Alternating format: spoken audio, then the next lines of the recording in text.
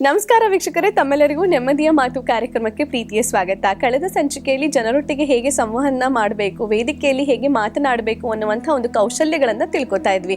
ಬನ್ನಿ ಇವತ್ತು ಕೂಡ ಅದೇ ಚರ್ಚೆಯನ್ನು ಮುಂದುವರಿಸೋಣ. ಇದನ್ನೆಲ್ಲ ತಿಳಿಸ್ಕೊಡೋದಕ್ಕೆ ನಮ್ಮ ಜೊತೆ ಇದ್ದಾರೆ ಡಾಕ್ಟರ್ ಭರತ್ ಚಂದ್ರ ಅವರು. ಅವ್ರನ್ನ ಕಾರ್ಯಕ್ರಮಕ್ಕೆ ಸ್ವಾಗತ ಮಾಡೋಣ. ಸರ್, ಕಾರ್ಯಕ್ರಮಕ್ಕೆ ಪ್ರೀತಿಯ ಸ್ವಾಗತ. ನಮಸ್ತೆ. ನಮಸ್ಕಾರ ಸರ್, ಜೀವನದಲ್ಲಿ ಕೌಶಲ್ಯಗಳನ್ನ ಅಂದ್ರೆ ಒಂದು ಯಶಸ್ವಿ ಕೌಶಲ್ಯಗಳನ್ನ ನಾವು ಬೆಳೆಸ್ಕೋಬೇಕು ಅಂತ ಹೇಳಿದ್ರೆ ಜನರೊಟ್ಟಿಗೆ ಮಾತಾಡೋದು ತುಂಬಾ ಇಂಪಾರ್ಟೆಂಟ್ ಅಂತ ಹೇಳಿದ್ರಿ. ಅದರಿಗೆ ಮೊದಲಿಗೆ ಬರುವಂಥದ್ದು ಒಂದು ಫಸ್ಟ್ ಮನಸ್ಸು ಮಾಡಬೇಕು, ಆಮೇಲೆ ಪ್ರಿಪೇರ್ ಆಗಬೇಕು, ಆಮೇಲೆ ಪ್ರಾಕ್ಟೀಸ್ ಮಾಡಬೇಕು ಅಂತ. ಪ್ರಾಕ್ಟೀಸ್ ಮಾಡಬೇಕು ಅಂದರೆ ಯಾವ ರೀತಿಯಲ್ಲಿ ನಾವು ಪ್ರಾಕ್ಟೀಸ್ ಮಾಡಬೇಕಾಗತ್ತೆ? ನಾನು ಸಾಮಾನ್ಯವಾಗಿ ಜನರಿಗೆ ಹೇಳ್ತೇನೆ, ನಮ್ಮ ಭಾಷಣ ಕಲೆಯನ್ನು ಇಂಪ್ರೂವ್ ಮಾಡಲಿಕ್ಕೆ ಮೂರು ಟೆಕ್ನಿಕ್. ಓಕೆ, ಪ್ರಾಕ್ಟೀಸ್ ಅಂತ ಹೇಳ್ತೀನಿ. ಜನ ತಿಳ್ಕೊಳ್ತಾರೆ ಇನ್ನೇನೋ ಬೇರೆ ಹೇಳ್ತಾರೆ ಅಂತ. Practice practice practice. ಹೌದು, practice makes a man perfect. Practice ಹೇಗೆ ಮಾಡೋದು? ಮೊದಲು ಪ್ರಿಪೇರ್ ಮಾಡಿದ್ದೀನಿ. ನನ್ನ ಹತ್ರ ಈಗ ಸ್ಕ್ರಿಪ್ಟ್ ರೆಡಿ ಇದೆ, ಭಾಷಣದ ಸ್ಕ್ರಿಪ್ಟ್ ರೆಡಿ ಇದೆ. ನಾನು 2 ನಿಮಿಷ ಮಾತಾಡಬೇಕು, 5 ನಿಮಿಷ ಮಾತಾಡಬೇಕು, ಭಾಷಣದ ಸ್ಕ್ರಿಪ್ಟ್ ನನ್ನ ಹತ್ರ ರೆಡಿ ಇದೆ. ಈಗ ನಾನು ಮೊದಲನೇದಾಗಿ ನನ್ನ ಕಣ್ಣುಗಳನ್ನು ಮುಚ್ಕೊಂಡು ನಾನು ಏನು ಭಾಷಣ ಮಾಡ್ತೇನೆ ಅಂತ ಮನಸ್ಸಿನಲ್ಲಿ ರಿಹರ್ಸ್ ಮಾಡಬೇಕು. ಓಕೆ, ಅದು ಮುಗದ ಮೇಲೆ ನಾನು ಒಂದು ದೊಡ್ಡ ಸಮಾರಂಭ ಅಂತ ಇಟ್ಕೊಳ್ಳಿ. ಈ ಸಮಾರಂಭದಲ್ಲಿ ಮಾತಾಡೋದ್ರಿಂದ ನನಗೆ ಮುಂದೆ ಬಹಳ ಅದರಿಂದ ಅನುಕೂಲ ಆಗ್ಲಿಕ್ಕಿದೆ. ಅದು ಬಹುಶಃ 1000 ಜನ ಕೇಳುವಂತ ಪ್ರೋಗ್ರಾಮ್. ಇಂತಹ ಪ್ರೋಗ್ರಾಮ್ ಅಲ್ಲಿ ಮಾತಾಡ್ಬೇಕು ಅಂತಂದ್ರೆ ಒಂದು 5 ಜನ ಸ್ನೇಹಿತರನ್ನ ಕೂರಿಸ್ಕೊಂಡು ನೀವು ಅವರ ಮುಂದೆ ಅದನ್ನ ಡೆಲಿವರಿ ಮಾಡಿ ಒಂದು 10 ಸತಿ 15 ಸತಿ ಹೇಳಿ. ಬಹುಶಃ ಒಂದು 5-6 ಗಂಟೆ ಆಗ್ಬೋದು. ಮೊದಲಿಗಿರುವಂತ ಜನ ಚೇಂಜ್ ಆಗಿ ಆಮೇಲೆ ನಿಮ್ಮ ಹೆಂಡತಿ ಮಕ್ಕಳು ಕೂಡ ಕೂತಿರ್ಬೋದು. ಅದನ್ನ ನೀವು ಪ್ರಾಕ್ಟೀಸ್ ಮಾಡಿ. ಅದಾದ್ಮೇಲೆ ಬೇಕಾದ್ರೆ ಸ್ವಲ್ಪ ಸಮಯ ನಿಮ್ಮ ಮನೆಯ ಕನ್ನಡಿಯ ಮುಂದೆ ಪ್ರಾಕ್ಟೀಸ್ ಮಾಡಿ. ಇದನ್ನೆಲ್ಲವನ್ನು ಪ್ರಾಕ್ಟೀಸ್ ಮಾಡಿದ ಮೇಲೆ ನೀವು ಅದನ್ನ ಸ್ಟೇಜ್ ನಲ್ಲಿ ಮಾತಾಡಬೇಕು. ನಾನು ನೋಡಿದ ಹಾಗೆ ಬಹಳಷ್ಟು ಬಾರಿ ನಾವು ಭಾಷಣಕ್ಕೆ ಬರುವಂತ ವ್ಯಕ್ತಿಗಳಿಗೆ ಹೇಳ್ತೇವೆ, ನಿಮಗೆ 5 ನಿಮಿಷ ಸಮಯ ಇದೆ ಅಂತೀವಿ. ಅವರಿಗೆ 5 ನಿಮಿಷದ ಒಂದು ಪರಿವೇ ಇಲ್ಲದೆ ಆ 5 ನಿಮಿಷವನ್ನು 30-40 ನಿಮಿಷದವರೆಗೆ ಎಳೆದ್ಬಿಡ್ತಾರೆ. ಇದು ತುಂಬಾ ತಪ್ಪು. ಯಾಕಂದ್ರೆ ನಾನು ಏನ್ ಮಾತಾಡ್ತಾ ಇದ್ದೇನೆ, ಎಷ್ಟು ಉದ್ದ ಇದೆ ಅಂತ ನನಗೆ ಮೊದಲೇ ಗೊತ್ತಿರಬೇಕು. ನಾನು ಕೂಡ ಬೇಕಾದಷ್ಟು ಸಮಾರಂಭಗಳಿಗೆ ಹೋಗಿದ್ದೇನೆ. ಭಾಷಣ ಅಂತ ನನ್ನ ಹೆಸರು ಇಟ್ಟಿರ್ತಾರೆ ಮತ್ತು ಅದರಲ್ಲಿ ಬರೆದಿರ್ತಾರೆ ಪ್ರೋಗ್ರಾಮ್ ಶೀಟ್ ಅಲ್ಲಿ ಡಾಕ್ಟರ್ ಭರತ್ ಚಂದ್ರ ಅವರ ಭಾಷಣ 2 ಗಂಟೆ ಅಂತ ಬರೆದಿರ್ತಾರೆ. ಅವತ್ತಿನ ಭಾಷಣ ನಂದೇ, ನಾನೇ ಮುಖ್ಯವಾದ ಭಾಷಣಕಾರ. ನನಗಿಂತ ಮುಂಚೆ ಬಂದಂತಹ ಆರ್ಗನೈಸೇಷನ್ ಪ್ರೆಸಿಡೆಂಟು, ಸೆಕ್ರೆಟರಿ ಮತ್ತೆ ಟ್ರೆಷರರು ಮತ್ತೆ ನನ್ನನ್ನು ಪರಿಚಯ ಮಾಡುವಂತ ಮಹಾಶಯರು ಇವರೆಲ್ಲರೂ ಕೂಡ ಭಾಷಣವನ್ನು ಮಾಡಿ ಕೊನೆಗೆ ನನಗುಳಿಯೋದು 20 ನಿಮಿಷ. ಮೊನ್ನೆ ಇದೇ ತರನೇ ಆಯಿತು. ಒಂದು ದೊಡ್ಡ ಯೂನಿವರ್ಸಿಟಿ ಫಂಕ್ಷನ್ ಅಲ್ಲಿ ಕರೆದದ್ದು ಮುಖ್ಯ ಭಾಷಣಕಾರನಾಗಿ ನನ್ನನ್ನು, ಆದರೆ ಮಾತನಾಡಿದ್ದು ಬೇರೆ ಯಾರು. ಕೊನೆಯಲ್ಲಿ ಜನ ಬಂದು ಕೇಳಿದ್ರು, ಸರ್ ನಿಮ್ಮ ಭಾಷಣ ಕೇಳಲಿಕ್ಕೆ ಬಂದಿದ್ವಿ, ನೀವು ಬರೇ 20 ನಿಮಿಷ ಮಾತಾಡಿದ್ರಲ್ಲ, ಬಾಕಿಯವರೆಲ್ಲ ಉದ್ದ ಮಾತಾಡಿದ್ರಲ್ಲ, ನೀವು ಮಾತಾಡ್ಬೇಕಿತ್ತಲ್ಲ. ನೋಡಿ, ಸಮಯ ಅಂತ ಬರ್ದಿದ್ದಾರೆ. ಸಾಯಂಕಾಲ 6:30 ಗಂಟೆಗೆ ಪ್ರೋಗ್ರಾಮ್ ಮುಗಿಬೇಕು ಅಂತ. ನನ್ನ ಕೈಯಲ್ಲಿ ಮೈಕ್ ಬರುವಾಗಲೇ 6 ಗಂಟೆ 10 ನಿಮಿಷ ಆದ್ರೆ ಏನ್ ಮಾಡ್ತೀರಿ? ಅದಕ್ಕೋಸ್ಕರ ಯಾರೇ ಮಾತನಾಡಿದ್ರು ಕೂಡ ಪ್ರಾಕ್ಟೀಸ್ ಮಾಡಿ ಇಷ್ಟು ಸಮಯ ಅಂತ ಗೊತ್ತಿರಬೇಕು. ನಾನು ಹಲವಾರು ಬಾರಿ ಭಾಷಣವನ್ನು ಮಾಡಬೇಕಾದ್ರೆ ವಾಚನ್ನು ಕೈಯಲ್ಲಿ ಹಿಡ್ಕೊಂಡಿರ್ತೀನಿ. ವಾಚು ಯಾಕಂದ್ರೆ ಅದು ಎಲ್ಲಿ ಪ್ರಾರಂಭ ಮಾಡಿದ್ದೀನಿ ಅಲ್ಲಿ ನನ್ನ ಹೆಬ್ಬಟ್ಟು ಇಟ್ಕೊಂಡಿರ್ತೀನಿ. 6 ಗಂಟೆ 10 ನಿಮಿಷಕ್ಕೆ ನಾನು ಹೆಬ್ಬಟ್ಟು ಇಟ್ಕೊಂಡಿರ್ತೀನಿ. ಮತ್ತೆ 6:30 ಬಂದ ತಕ್ಷಣ ನನಗೆ ಗೊತ್ತಾಗೋಗುತ್ತೆ. ಇಲ್ಲದಿದ್ರೆ ಕೆಲವೊಮ್ಮೆ ಮರ್ತು ಹೋಗುತ್ತೆ ನೀವು ಎಷ್ಟೊತ್ತಿಗೆ ಸ್ಟಾರ್ಟ್ ಮಾಡಿದ್ರಿ. ಸೊ ಇದು ಬಹಳ ಪ್ರಾಮುಖ್ಯ, ಪ್ರಾಕ್ಟೀಸ್. ಈಗ ಬಹಳ ಪ್ರಾಮುಖ್ಯವಾದ ಇನ್ನೊಂದು ಪ್ರಶ್ನೆಯನ್ನು ನೀವು ಕೇಳಬಹುದು ಅಂತ ಊಹಿಸಿ ನಾನೇ ಹೇಳ್ತಾ ಇದ್ದೇನೆ.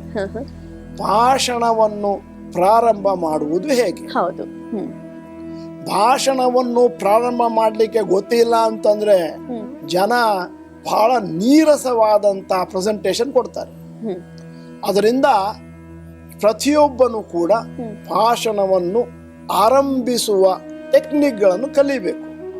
ಹಿಂದಿನ ಕಾಲದಲ್ಲಿ ಗಾಂಧೀಜಿಯವರಾಗ್ಲಿ, ನಮ್ಮ ಜವಾಹರ್ಲಾಲ್ ನೆಹರು ಅವರಾಗ್ಲಿ ಯಾವುದೇ ಭಾಷಣವನ್ನು ಮಾಡುವ ಮುಂಚೆ ಕೂಡ ಪ್ರಾಕ್ಟೀಸ್ ಮಾಡ್ತಿದ್ರಂತೆ.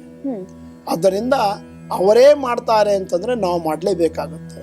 ಅದು ಮೊದಲು. ಈಗ ನನಗೆ ಭಾಷಣ ಮಾಡಿ ಅಭ್ಯಾಸ ಆದ್ದರಿಂದ ನಾನು ಯಾವ ಪ್ರಿಪ್ರೇಷನ್ ಮಾಡೋದಿಲ್ಲ.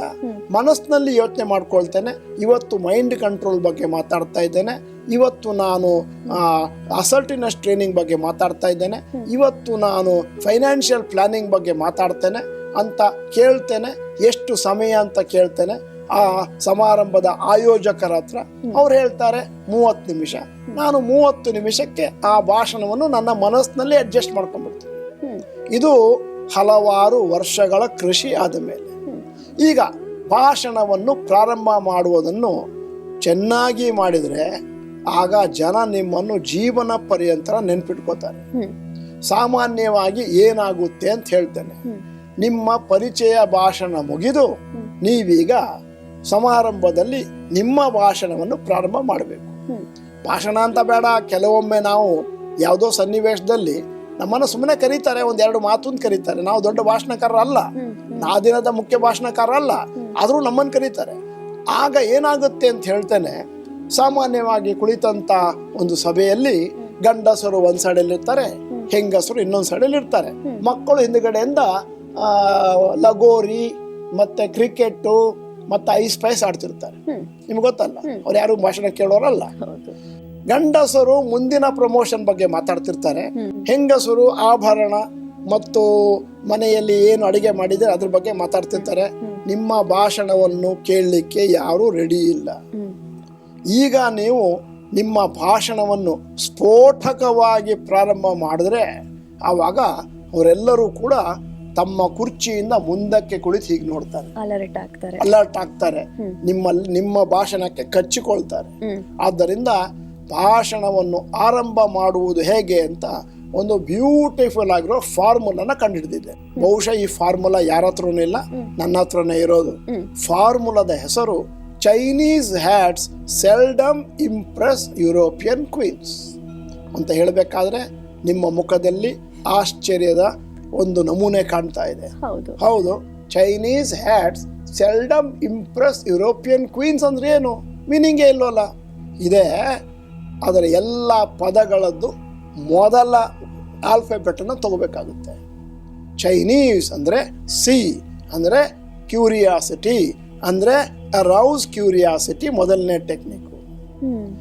ಅವರಲ್ಲಿ ಕುತೂಹಲವನ್ನು ಸೃಷ್ಟಿ ಮಾಡಬೇಕು ಮಾತನಾಡಬೇಕಾದ್ರೆ. ಸಾಮಾನ್ಯವಾಗಿ ಯಾವುದೇ ಒಂದು ಸಮಾರಂಭದಲ್ಲಿ ಭಾಷಣ ಮಾಡುವ ಮುಂಚೆ ಭಾಷಣಕಾರ ಸ್ಟಾರ್ಟ್ ಮಾಡ್ತಾನೆ. ಈ ಸಮಾರಂಭದ ಪ್ರೆಸಿಡೆಂಟ್ ಆದಂಥ ಬಾಪಟ್ಲಾಲ್ ಅವರೇ, ಮತ್ತು ಸೆಕ್ರೆಟರಿ ಆದಂಥ ಸಂಕಟ್ಲಾಲ್ ಅವರೇ, ಮತ್ತು ಟ್ರೆಜರರ್ ಆದಂಥ ಬಂಪಟ್ಲಾಲ್ ಅವರೇ, ಮತ್ತು ಈ ಸಮಾರಂಭಕ್ಕೆ ಕುರ್ಚಿಯನ್ನು ಒದಗಿಸೋ ರಾಮ್ಲಾಲ್ ಅವರೇ ಅಂತ ಹೇಳಿ ಅವರು ವಿಷಯಕ್ಕೆ ಬರಬೇಕಾದ್ರೆ 5 ನಿಮಿಷ ಆಗ್ತದೆ. ಅಷ್ಟೊತ್ತಿಗೆಲ್ಲ ಟಾಯ್ಲೆಟ್ಗೆ ಹೋಗಿರ್ತಾರೆ. ಇದು ಆಗೋದಿಲ್ಲ ಅಂತ, ಯಾಕಂದ್ರೆ ಬಂದವರೆಲ್ಲ ಅದನ್ನೇ ಹೇಳಿರೋದು. ನೀವು ಹೇಗೆ ಸ್ಟಾರ್ಟ್ ಮಾಡಬೇಕು ಅಂತಂದ್ರೆ ಅರೌಸ್ ಕ್ಯೂರಿಯಾಸಿಟಿ. ಹೆಂಗೆ ಅಂತಂದ್ರೆ 1998 ಇಸ್ವಿ ಏಪ್ರಿಲ್ 30ನೇ ತಾರೀಕು ಶುಕ್ರವಾರ ಮಧ್ಯಾಹ್ನ 4:15 ಗಂಟೆಗೆ ರೂಮ್ ನಂಬರ್ 436 ಹೋಟೆಲ್ ಅಶೋಕ ಅಂತ ಪ್ರಾರಂಭ ಮಾಡಿ. ನೀವೇನಾದರೂ ಸಂಕಟ್ಲಾಲ್ ಬಂಕಟ್ಲಾಲ್ ಅಂತ ಸ್ಟಾರ್ಟ್ ಮಾಡಿದ್ರ? ಇಲ್ಲ, ಹಿಂಗೆ ಸ್ಟಾರ್ಟ್ ಮಾಡಬೇಕು. ಜನ ಕೂತ್ಕೋತಾರೆ, ಅಶೋಕ ಹೋಟ್ಲಲ್ಲಿ ಏನಾಯ್ತು? ಬಾಂಬ್ ಬ್ಲಾಸ್ಟ್ ಆಯ್ತು. ಆಮೇಲೆ ಹೇಳಿ, ಒಂದು ಜಿರಳೆ ಗೋಡೆಯಲ್ಲಿ ಹೋಗುತ್ತಾ ಇತ್ತು. ಚೆನ್ನಾಗಿ ನಿಮ್ಮ ಮಾತು ಕೇಳ್ತಾರೆ ನೋಡಿ, ಜಿರಳೆಗೆ ಇಷ್ಟು ಬಿಲ್ಡಪ್ ಕೊಟ್ಟಿದ್ದೀನಿ ಅಲ್ವಾ? ಇದಕ್ಕೆ ಹೇಳೋದು ಅಬ್ರಪ್ಟ್ ಆಗಿ ಸ್ಟಾರ್ಟ್ ಮಾಡೋದು, ಆಬ್ಸಲ್ಯೂಟ್ಲಿ ಅಬ್ರಪ್ಟ್. ನೋಡಿ, ನೀವು ಒಬ್ಬ ಉತ್ತಮ ಭಾಷಣಕಾರ ಆಗಬೇಕು ಅಂತಂದ್ರೆ ನಿಮ್ಮ ಮುಂದಿನ ವಾಕ್ಯ ಯಾವುದು ಅಂತ ಯಾರಿಗೂ ಗೊತ್ತಾಗಬಾರ್ದು. ಮುಂದಿನ ವಾಕ್ಯ ಇದನ್ನು ಮಾತಾಡ್ತಾರೆ ಅಂತಂದ್ರೆ ಜನ ಟಾಯ್ಲೆಟ್ಗೆ ಹೋಗ್ತಾರೆ. ನೀವೇನ್ ಮಾತಾಡ್ತೀರಿ ಅವರಿಗೆ ಅದರ ಬಗ್ಗೆ ಒಂದು ಚೂರು ಕಿಂಚಿತ್ತು ಒಂದು ಇನ್ಫಾರ್ಮೇಶನ್ ಇರಬಾರ್ದು. ಒಂದು ಸೆಂಟೆನ್ಸ್ಗೂ ಫುಲ್ಲು ಒಂದು ಇದು ಪತ್ತೇದಾರ ಪುರುಷೋತ್ತಮ ಅಂತ ಇತ್ತಲ್ಲ, ಆ ಥರ ಹೋಗ್ಬೇಕು, ಗೊತ್ತಾಗಲೇಬಾರ್ದು ಜನರಿಗೆ. ಆಮೇಲೆ ಹೇಳಿ 1987 ಇಸ್ವಿಯಲ್ಲಿ ಹಿಂಗಾಯ್ತು ಅಂತೇಳಿ ಅಲ್ವಾ? ನೀವು ಯಾಕೆ ನಾನೀಗ ಅಶೋಕ ಹೋಟೆಲ್ನಲ್ಲಿರುವ ಜಿರಳೆಯ ಕಥೆಯನ್ನು ಹೇಳುತ್ತೇನೆ ಅಂದ್ರೆ ಎಲ್ಲ ಮನೆಗೆ ಹೋಗ್ತಾರೆ. ನೀವು ಸ್ಟಾರ್ಟ್ ಮಾಡೋದು 1997 ಏನಾಯ್ತು ನೋಡ್ತಾರೆ. ಏಪ್ರಿಲ್ 30 ಅಂತಾನೆ, ಸಾಯಂಕಾಲ 3:30 ಅಂತಾನೆ ಅಲ್ವಾ? ಕೂತ್ಕೋಬೇಕು. ಇದಕ್ಕೆ ಕೇಳೋದು ನಾವು ಇದು ಅರೌಸಿಂಗ್ ಕ್ಯೂರಿಯಾಸಿಟಿ. ಇನ್ನೂ ಒಂದು, ನಿಮ್ಮನ್ನು ಯಾರೋ ಪರಿಚಯ ಭಾಷಣ ಮಾಡಿದ್ದಾರೆ ನಿಮ್ಮ ಬಗ್ಗೆ. ಈಗ ನೀವು ಸ್ಟೇಜ್ಗೆ ಹೋಗ್ಬೇಕು. ನಾನು ಆಗ್ಲೇ ಹೇಳ್ದಂಗೆ ಎಲ್ಲ ಮಾತಾಡ್ತಾ ಇದ್ದಾರೆ. ಯಾರೂ ಕೂಡ ನಿಮ್ಮ ಭಾಷಣ ಕೇಳ್ತಾ ಇಲ್ಲ. ಅವರೆಲ್ಲ ಯಾಕೆ ಕೂತಿದ್ದಾರೆ ಅಂತಂದ್ರೆ ನಿಮ್ಮ ಭಾಷಣವಾದ ಬಳಿಕ ಊಟ ಇದೆ, ಅದಕ್ಕೋಸ್ಕರ ಕೂತಿದ್ದಾರೆ. ಮನೆಗೆ ಹೋಗಕ್ಕಾಗ್ತಿಲ್ಲ, ಕೂತಿದ್ದಾರೆ. ನೀವು ಬಂದ್ಬಿಟ್ಟು ಸ್ಟೇಜ್ನಲ್ಲಿ ಅವರೆಲ್ಲ ಮಾತಾಡ್ತಿದ್ದಾರಲ್ಲ, ಸುಮ್ಮನೆ ನಿಂತ್ಕೊಂಡ್ಬಿಡಿ. 1 ನಿಮಿಷ ಹಾಗೆ ನಿಂತ್ಕೊಂಡ್ಬಿಡಿ, ಮೈಕ್ ತಗೊಂಡು ನಿಂತ್ಬಿಡಿ, ಏನು ಮಾತಾಡಕ್ ಹೋಗ್ಬೇಡಿ. ಸುಮ್ಮನೆ ಹಿಂಗೆ ಜನ ನೋಡ್ತಾ ಇರಿ. ಅವರೆಲ್ಲ ಮಾತಾಡೋದು ನಿಲ್ಲಿಸ್ತಾರೆ. ನೀವು ಮಾತಾಡಿದ್ರೆ ಅವ್ರು ಸ್ಟಾರ್ಟ್ ಮಾಡ್ತಾರೆ. ನೀವು ಕಂಪ್ಲೀಟ್ ಸೈಲೆನ್ಸ್ ಆದ್ರೆ ಅವ್ರು ಮಾತಾಡಿದ್ರೆ ಅವರೇ ಭಾಷಣಕಾರ ತರ ಕಾಣ್ತಾರಲ್ಲ, ಅವರೆಲ್ಲ ನಿಲ್ಲಿಸ್ಬಿಡ್ತಾರೆ. ನಿಲ್ಲಿಸಿದ ಮೇಲೆ ಹೇಳಿ, ಈ ರೀತಿ ನನಗೆ ನೀವೆಲ್ಲ ನೋಡ್ತಾ ಇರ್ಬೇಕಾದ್ರೆ ಈ ಘಟನೆ ನೆನಪಿಗೆ ಬಂತು ಅಂತ. ಇಲ್ಲ, ಇನ್ನೊಂದು ಉದಾಹರಣೆ ಕೊಡ್ತೀನಿ. ಇಲ್ಲಿ 500 ಜನ ಕೂತಿದ್ದಾರೆ, ಯಾರೂ ಕೂಡ ನಿಮ್ಮ ಬಗ್ಗೆ ಗಮನ ಕೊಡ್ತಾ ಇಲ್ಲ. ನಿಮ್ಮ ಭಾಷಣ ಟೋಟಲ್ ಫೇಲಿಯರ್ ಆಗುತ್ತೆ. ಸ್ಟೇಜ್ಗೆ ಹೋಗ್ಬಿಟ್ಟು ಸ್ಟಾರ್ಟ್ ಮಾಡಿ. ಸ್ನೇಹಿತರೆ, ಈ ರೀತಿ ಭಾಷಣಕಾರ ಬಂದು ಈ ರೀತಿ ನಾನು ನಿಂತ್ಕೊಂಡಿದ್ದೇನೆ, ಇನ್ನೇನು ಭಾಷಣ ಮಾಡಬೇಕು, ಯಾರೂ ಕೂಡ ನನ್ನ ಭಾಷಣವನ್ನು ಕೇಳ್ತಾ ಇಲ್ಲ ಅಂತಂದ್ರೆ ನನ್ನ ಜೀವನದಲ್ಲಿ ಒಂದು ದೊಡ್ಡ ಘಟನೆ ನೆನಪಿಗೆ ಬರುತ್ತೆ ಅಂತಂದ್ಬಿಡಿ. ಅವರೆಲ್ಲ ನಿಲ್ಲಿಸ್ತಾರೆ. ಘಟನೆ ತಿಳ್ಕೊಬೇಕಲ್ಲ. ನೀವು ಆಮೇಲೆ ಘಟನೆ ಹೇಳ್ತಿದ್ರು ಪರವಾಗಿಲ್ಲ, ನೀವು ಭಾಷಣ ಮುಗಿಸ್ಕೊಂಡು ಹೋಗ್ತಾ ಇರ್ಬೋದು. ಹುಡುಕ್ತಾ ಇರ್ತಾರೆ, ಘಟನೆ ಎಲ್ಲಿ ಬರುತ್ತೆ, ಘಟನೆನೇ ಇಲ್ಲ ಅಂದ್ರೆ ಅವ್ರು ಸುಮ್ಮನೆ ಅದ್ರಲ್ಲಿಗೆ. ಇದು ಇಂಪಾರ್ಟೆಂಟು. ಇದಕ್ಕೆ ಹೇಳೋದು ಅರೌಸಿಂಗ್ ಕ್ಯೂರಿಯಾಸಿಟಿ.